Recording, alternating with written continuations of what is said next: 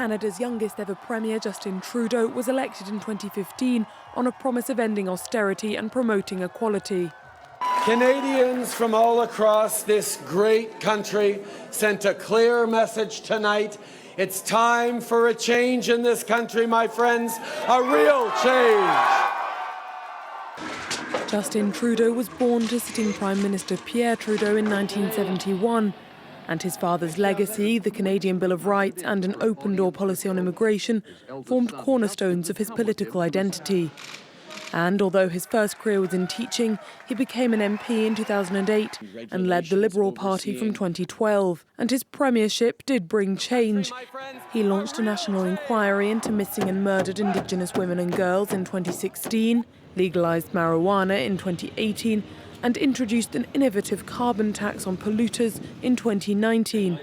But there was a lot of controversy too, including accusations he had attempted to influence his Attorney General in favour of a major construction company.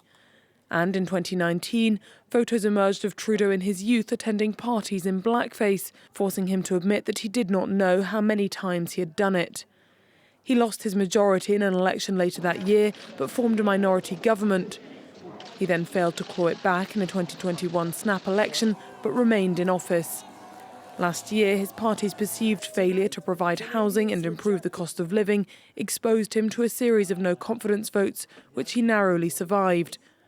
But when Donald Trump threatened to impose 25% tariffs on Canadian imports, cracks really began to show within the cabinet, with the resignation of his Deputy Prime Minister Chrystia Freeland. You and I have found ourselves at odds about the best path forward for Canada. We need to take that threat extremely seriously.